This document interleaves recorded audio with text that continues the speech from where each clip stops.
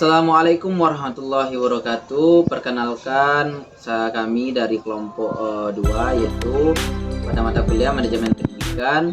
Kami dari kelompok 2 yang beranggotakan 2 orang, yaitu saya sendiri Dodo Chandra Maizal dan saya Riefli Fatmi. Baik, kami akan menjelaskan materi tentang aplikasi perencanaan dalam manajemen pendidikan. Saya akan menjelaskan tentang konsep aplikasi perencanaan pendidikan dalam manajemen pendidikan tersebut.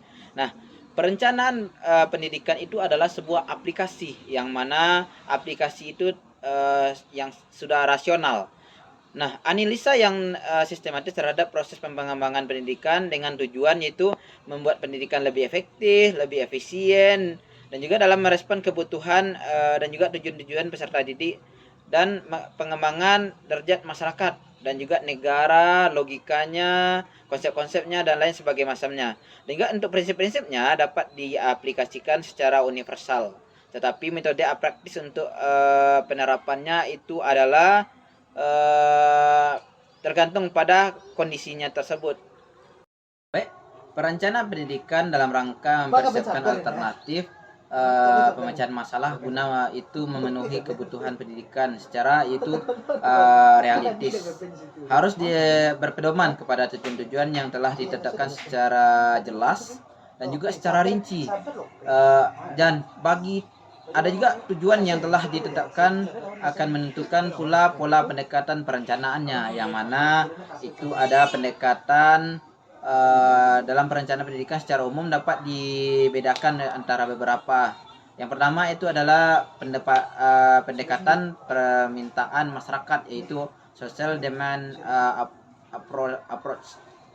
Pendekatan social demand ini adalah itu adalah suatu pendekatan dalam perencanaan pendidikan yang didasarkan atas itu tuntutan ataupun kebutuhan sosial akan pendidikan. Pendekatan ini didasarkan pada tujuan untuk memenuhi itu tuntutan atau permintaan seluruh individu itu terhadap pendidikan pada tempat dan waktu tertentu dalam situasi perekonomian, sosial, politik, dan kebudayaan yang ada pada saat itu. Nah, dengan menggunakan pendekatan perencanaan seperti ini, maka perencanaan pendidikan pada umumnya harus memperkirakan itu kebutuhan pada masa yang akan datang dengan mengadakan analisis terhadap yang pertama itu ada kebutuhan penduduk, penduduk usia sekolah, nah juga ada presentasi untuk penduduk yang bersekolah, dan juga harus murid dari tingkat yang satu ke tingkat yang berikutnya atau tingkat yang lebih tinggi. Nah, dan juga ada pilihan atau keinginan masyarakat dan juga individu tentang macam-macam pendidikan. Nah, yang kedua itu ada pendekatan ketenaga kerjaan, yang mana yang dimaksud dengan pendekatan ketenaga kerjaan itu yaitu bahwa pendekatan ini bertujuan mengarah ke kegiatan-kegiatan pendidikan pada usaha untuk memenuhi kebutuhan nasional akan tenaga kerja tersebut. Oke, selanjutnya saya akan menjelaskan metode, model, dan proporsi perencanaan dalam pendidikan. Yang pertama, metode. Ada beberapa metode yang akan kita gunakan dalam proses perencanaan pendidikan. Yang pertama, metode analisis sumber, cara, dan tujuan. Di sumber, kita akan menganalisis sumber daya internal dan eksternal. Di cara, kita akan menilai metode atau strategi apa yang akan kita gunakan dalam pelaksanaan program. Selanjutnya di tujuan kita akan mengkaji tujuan jangka pendek, jangka menengah, dan jangka panjang secara integral. Baiklah, yang kedua itu metode analis masukan dan keluaran. Di masukan, kita akan menganalisis faktor input seperti kebijakan, sumber daya, prestasi, dan manajemen. Di proses kita akan melihat efektivitas proses belajar mengajar, kepemimpinan, manajemen, dan budaya di sekolah. Yang ketiga, keluaran. Dari keluaran kita akan mengkaji kualitas, produktivitas, dan relevansi lulusan terhadap kebutuhan masyarakat. Selanjutnya yang C, metode analis ekonometrik. Di analis ekonometrik ada 3 tahapan yang perlu kita perlihatkan. Yang pertama, data empirik. Dan di data empirik kita menggunakan data kuantitatif untuk melihat proses ekonomi pendidikan. Kedua, sumber daya. Di sumber daya kita akan menganalisis proses atau potensi sumber daya untuk keuntungan finansial. Yang ketiga, output. Di output kita akan melihat atau mengkaji nilai ekonomis dari layanan pendidikan dan efisiensi biaya. Baiklah, selanjutnya dalam metode diagram sebab dan akibat. Dalam metode ini, kita akan mengidentifikasi kekuatan, kelemahan, kesempatan, dan ancaman dalam pendidikan. Selanjutnya, kita akan merencanakan langkah-langkah apa yang akan kita hadapi untuk melihat tantangan dan masalah di masa depan.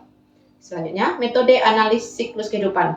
Di metode ini, kita akan melihat konseptualisasi, spesifikasi, dan pengembangan dalam evaluasi program pendidikan serta outputnya. Selanjutnya, metode proyeksi. Dalam metode ini, kita akan melihat angka pertumbuhan siswa, di mana kita akan menghitung kenaikan siswa tahunan dan menganalisis arus siswa berdasarkan data kelulusan, pengulangan, atau putus sekolah untuk proyeksi yang lebih akurat. Selanjutnya, model perencanaan pendidikan. Dalam model perencanaan pendidikan ini, ada 3 model yang akan kita gunakan. Yang pertama, model komprehensif. Dalam model ini, kita menganalisis perubahan layanan pendidikan secara menyeluruh dan menguraikan rencana khusus untuk menuju tujuan pendidikan yang luas. Selanjutnya, model pembiayaan. Dalam model ini, kita akan melihat atau menganalisis efisiensi dan efektivitas pembiayaan layanan pendidikan untuk menentukan proyek yang paling layak didanai. Yang selanjutnya, model PPBS atau Planning, Programming, Budgeting System. Dalam model ini, kita akan melihat sistematif dan komprehensif untuk merencanakan atau memprogram dan menganggarkan layanan pendidikan. Selanjutnya, model target setting.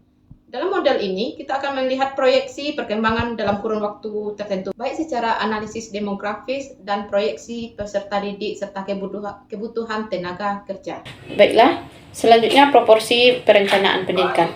Dalam proporsi perencanaan pendidikan, kita harus melihat beberapa aspek yang harus kita perhatikan, yaitu pertama, perencanaan pendidikan harus menggunakan pandangan jangka panjang, tidak hanya jangka pendek atau menengah. Jadi proporsi perencanaan pendidikan tersebut kita juga harus menggunakan proporsi jangka panjang.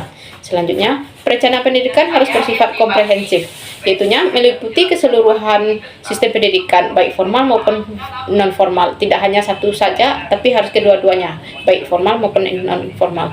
Itu perencanaan pendidikan harus mengintegrasikan kepada pembangunan masyarakat yang lebih luas. Artinya, kita juga proporsi perencanaan pendidikan juga memperhatikan pembangunan baik secara ekonomi, sosial, politik, dan budaya. Selanjutnya, perencanaan pendidikan harus memperhatikan kuantitas dan kualitas pendidikan. Selanjutnya, perencanaan pendidikan harus memperhatikan kuantitas dan kualitas pendidikan. Pendidikan harus direncanakan dengan memperhatikan relevansi, efisiensi, dan efektivitas. Dalam merencanakan pendidikan, perlu memperhatikan masalah-masalah pokok pendidikan.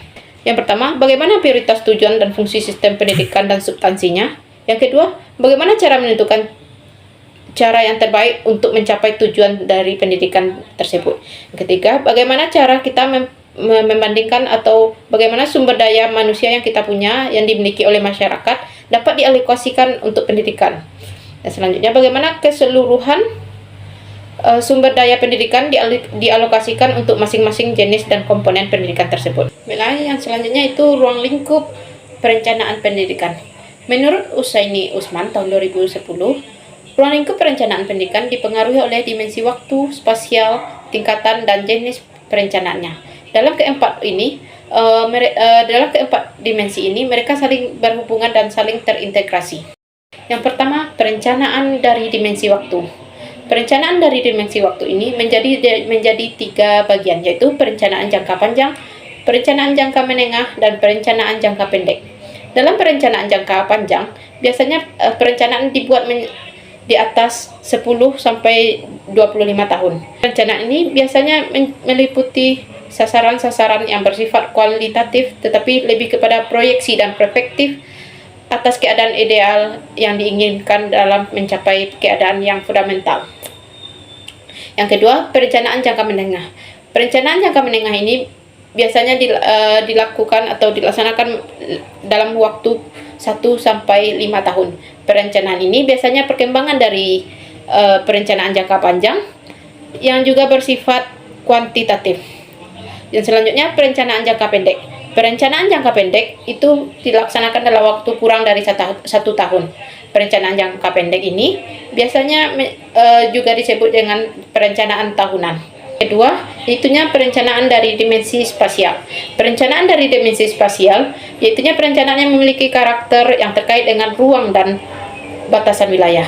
Perencanaan ini juga dibagi menjadi 3 bagian, yaitu perencanaan nasional, perencanaan regional, dan perencanaan tata ruang. Perencanaan nasional yaitu perencanaan yang disusun untuk skala nasional.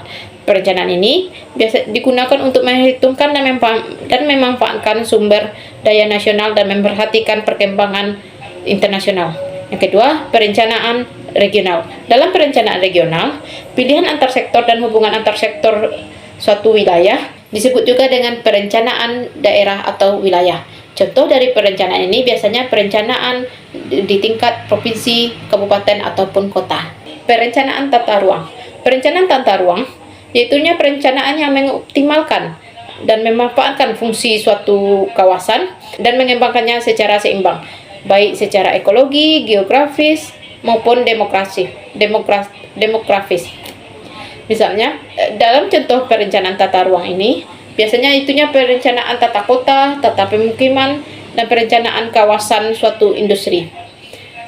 Yang ketiga yaitu perencanaan dari tingkatannya. Perencanaan dari tingkatannya ini juga itu memiliki atau timbul dari berbagai kompleks permasalahan yang muncul di masyarakat. Yang dimaksud permasalahan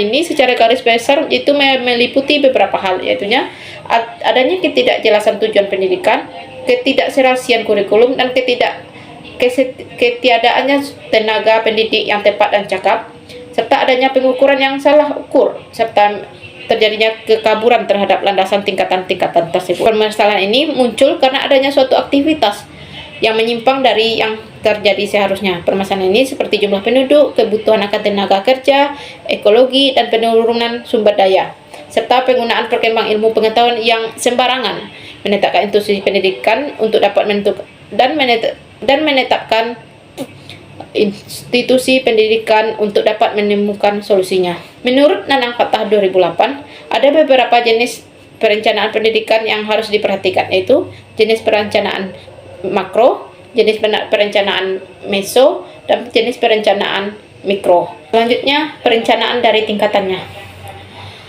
Menurut Brian Somat tahun 1980, beliau menjelaskan bahwa dikarenakan manajemen pendidikan yang berkaitan dengan penataan pendidikan, maka permasalahan pendidikan dapat ditinjau dengan skala makro.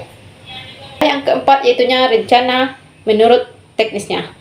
Pada perencanaan ini juga dibagi menjadi 3 bagian. Yang pertama, perencanaan strategik atau RESRA. Yang kedua, perencanaan koordinatif atau manajerial. Yang ketiga yaitu perencanaan operasional.